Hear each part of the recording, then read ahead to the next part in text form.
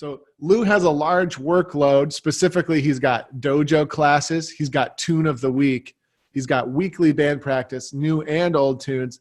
And he's learning tunes for the Dojo U cruise. And maybe he's going to learn a competition tune. Carl, how do you handle such a workload like that? Ready, set, go. All right. So that's a great question. I don't have it with me, but maybe Andrew can hold it up. The best way to handle a big workload is to get organized. I mean, like really organized.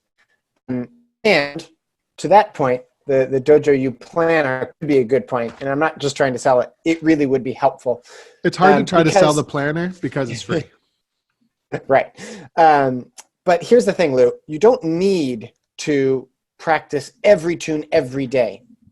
But you probably want to practice your competition tunes Monday and Wednesday and Friday.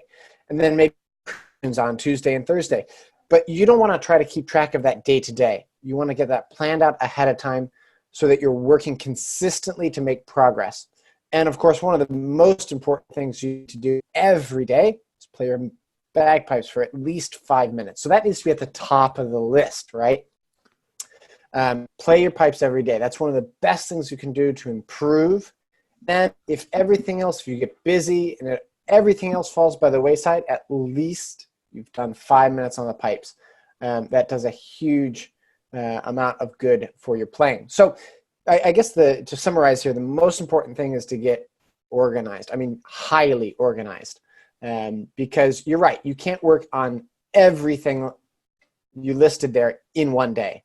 You're going to burn out too quickly. So we got to get better organized here and have a steady rotation of things that you work through every day, every week in a cycle, so you cover all the bases.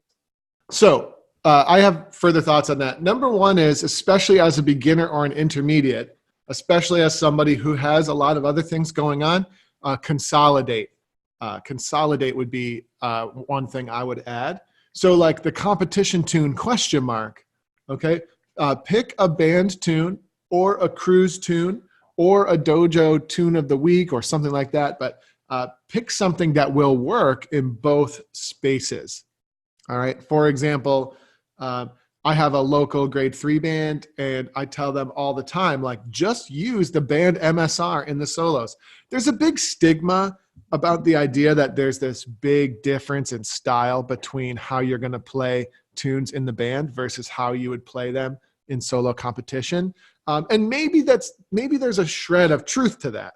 Okay. But it's only a shred, and it's worth just kind of like putting that aside so that you can actually get the work done, right? By consolidating material if you can, cruise, and then the next tip I would give is just prioritize. Like, of all the stuff you have to do, what is the most important? I'll give you a hint. Cruise tunes are not the most important, right? Like, you do not have to sound like a professional piper when you get on the cruise, having all the stuff memorized. Like, you just don't. Like, I know people are ignoring what I'm saying because they're all like uptight and they feel the need to stress out about a cruise, but you don't have to. So get familiar, do your best without stressing out on the cruise tunes. And then the competition tune ? Hopefully you can consolidate that with some of your band tunes. And now you can just let the band tunes be the top priority. Okay. So whenever you do practice, generally speaking, you work on a little bit of the band tunes, followed by a little bit of the dojo tunes, followed by a little bit of the cruise tunes.